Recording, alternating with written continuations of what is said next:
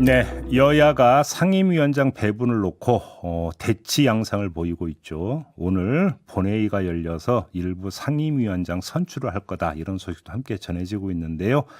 더불어민주당의 박성준 원내수석 부대표 연결해서 관련 이야기 좀 나눠보겠습니다. 나와 계시죠?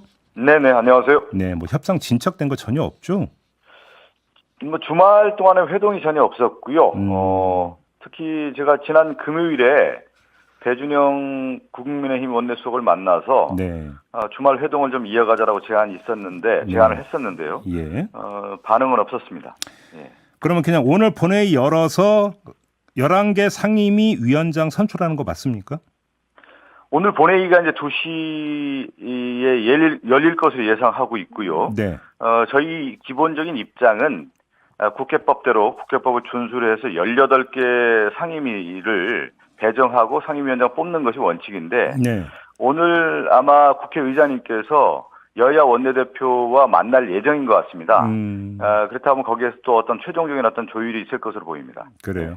아무튼 보도가 그렇게 나오고 있던데요. 그러면 따라붙는 궁금증이 네네. 나머지 7개 상임위원장은 이제 비게 되는 건데요. 네네. 자, 그렇게 계속 둘 수는 없는 거 아니겠습니까? 그러면 그렇죠. 예.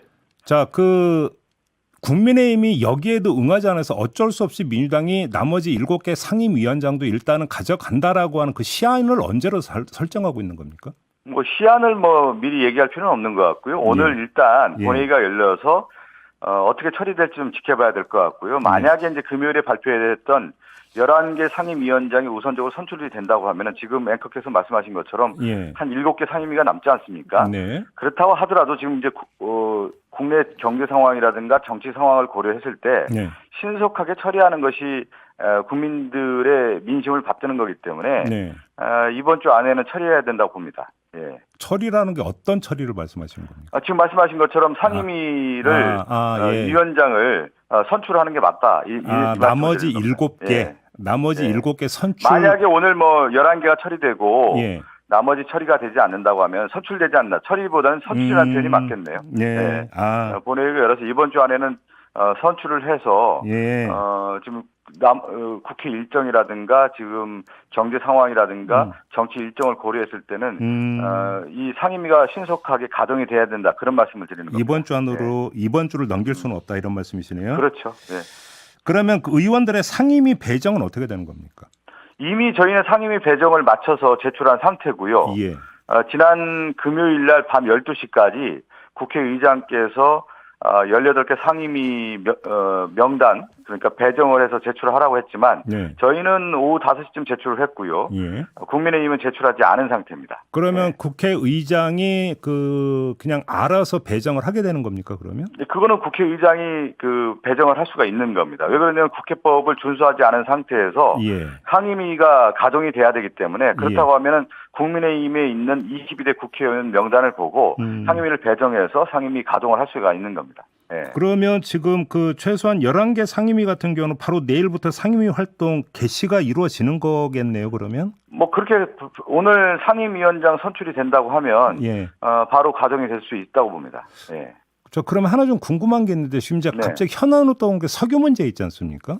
네네네. 지금 이게 이제 산자유 소관이잖아요. 네네네. 근데 지금 민주당이 일단은 먼저 선출하기로 했던 11개 상임위에 산자유는 포함이 되어 있지 않던데 이게 지금 신속을 요하는 사안 같은데 어떻게 이 문제를 처리할 수 있습니까? 그와 같은 맥락이죠. 그래서 저희가 11개뿐만 아니라 지금 나머지 7개 상임위원장 선출에 대한 부분도 현안이 워낙 급박하게 돌아가고 있고 국정의 원만한 운영을 위해서도 견제를 하기 위해서도 이런 산업자원위원회의 선출도 필요한 겁니다. 그렇기 때문에 이번 주를 넘겨서는 안 된다는 말씀 드리는 겁니다.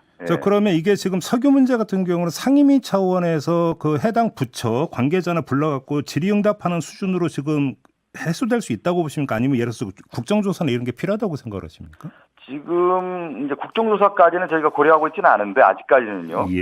현안 질의뿐만 아니라 예를 들어서 지금 상임위를 가동을 하면은 현안 보고하고 정부의 보고를 받게 돼 있습니다. 근데 지금 상태를 보면은 국민의힘이 들어오지 않을 가능성이 크고 정부 관계자도 안 들어올 가능성이 크기 때문에 그러면 상임위를 가동한 이후에 우리가 어떻게 할 건가에 대한 부분도 좀 고려하고 있습니다. 지금 보도를 보면 여권에서 이런 이야기가 나온다고 합니다. 자, 그러면 네네. 시행령으로 우리는 행정 펴면 된다. 네네. 이런 이야기가 나오고 있다고 하는데 이건 어떻게 평가를 하십니까?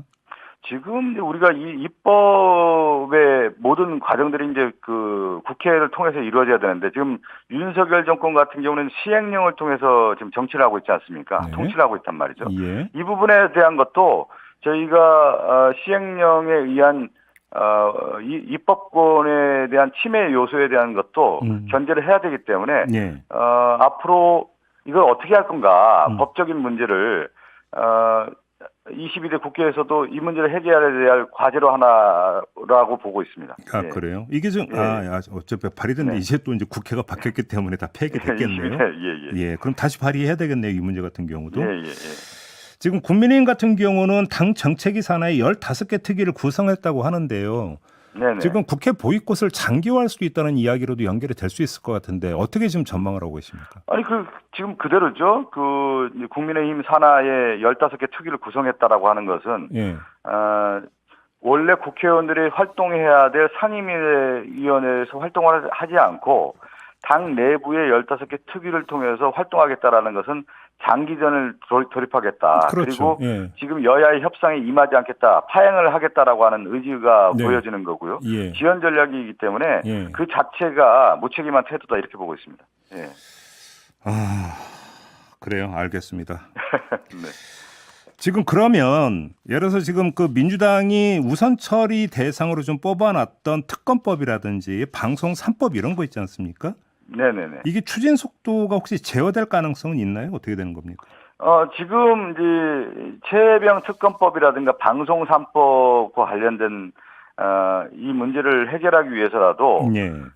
지금 상임위원장 선출을 해서 상임위가 가동돼야 되는 것이죠. 네. 그러면 저희들 입장에서는 만약에 상임위원회가 오늘 상임위원회 선출이 되고 상임위원회가 가동이 된다고 하면 법사위에서 최혜병 특검법을 다룰 거고요. 네. 방송 3법은 과방위를 통해서 우리가 방송 3법을 하기 때문에 상임위가 바로 가동이 들어간다고 하면은 법안에 대한 심사뿐만 아니라 법안 발의가 되지 않겠습니까?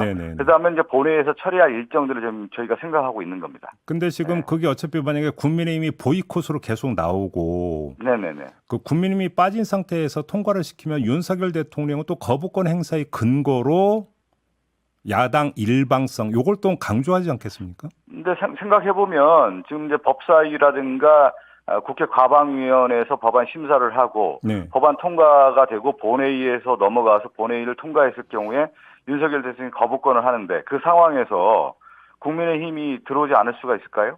그래요. 들어올 거라고 전망을 하십니까? 아니 예를 들어서 거부권을 행사하고 국회 본회의에서 처리를 한다고 하면은 재의결할 때 말씀하시는 거죠? 재의결할 때 국회 국민의힘 위원들이 안 들어올 수가 있을까요? 그리고 또 하나가 상임위원회에서 이제 국회법에 정해진 대로 저희가 최혜병 특검법이라든가 방송 3법에 대한 법안 심사뿐만 아니라 이제 논의 과정이 쭉 이어지지 않겠습니까? 그러면 제가 생각할 때는 어쨌든 국회의원으로서 해야 될 가장 중요한 일이 상임위 활동이란 말이죠. 이러한 상임위 활동들이 진행되는 과정에서 국민의힘 위원들이 들어오지 않았고 이걸 파행시켰다고 했을 경우에 그런 정책 책임과 부담감에 대해서 벗어날 수 없다고 봅니다. 오히려 재의결에는 참여 안 할 수가 없으니까 그때는 돌아올 것이다. 그 이전부터 이제 아마 법안 상임위가 가동이 된다고 하면은 저는 현안 질의뿐만 아니라 그리고 이제 만약에 이런 현안 질의라든가 정부 보고가 제대로 안 된다고 하면은 청문회 형태라든가 이런 걸 통해서 증인들을 출석시킬 수가 있는 거기 때문에 그러한 차원까지 다 고려하고 있습니다. 지금 그 일부 개각이 있을 예정이라는 보도가 나오고 있는데 개각이 되면 당연히 인사청문회를 거쳐야 되는 거 아니겠습니까? 이때도 혹시 국민의힘이 인사청문회를 보이콧하기 힘들 거라고 보십니까? 아니 국회에서 해야 될 역할 중에 하나가 주요 인물에 대한 인사청문회 아닙니까?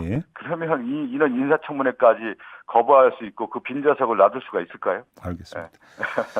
자, 지난주에 이화영 전 경기도 평화부지사에 대한 1심 선고가 내려졌습니다. 관련해서 궁금한 게 있는데요. 그러니까 오늘 보도에 따르면 이르면 이번 주 중에 검찰이 이재명 대표도 공범 혐의로 기소할 것이다. 이런 보도가 지금 나오고 있는데 그 대북 송금 검찰 조작 특검법 이거 추진하시는 겁니까? 이거는 당에서도 그렇고 지금 저희들 원내에서도 그렇고요. 상당히 그 심도 있게 네. 이것을 지켜보고 있고, 네. 특히 윤석열 정권 들어서서 검찰에 의한 이 사건 조작이라든가 네. 증인에 대한 회유 정황들이 드러나고 있기 때문에 네.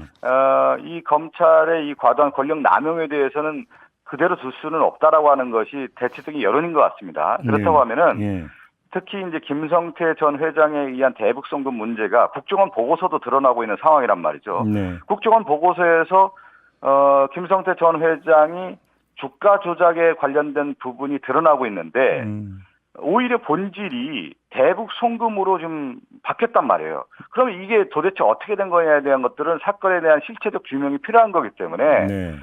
우리가 특검법이 필요하다라고 하는 생각을 갖고 있긴 합니다. 갖고 있습니다. 네. 특검법이 필요하다. 네, 예. 그걸 이제 시기를 좀 보고 있는 상황입니다. 예. 그러면 지금 검찰 조작이라고 말씀하셨는데 그러면 지난주에 1심 선고는 검찰 조작에 휘둘린 판결이다 이렇게 평가하시는 겁니까? 아니 이제 법원 재판부의 판결을 존중하지만 네. 지금 재판과 수사 과정에서 예.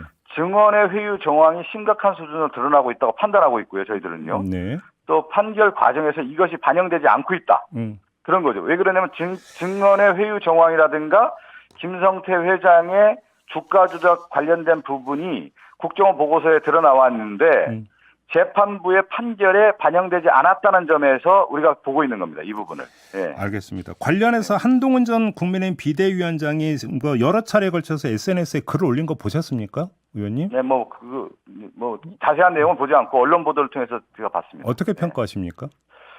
아니 그러니까 저는 그 한동훈 전 비대위원장의 그렇게 어떤 법적인 문제에 정정당당하다고 하면은 네. 그 휴대전화 비밀번호 24개를 공개해야 되는 거 아니겠어요? 그것부터 예. 출발해야 되는 거 아니겠습니까?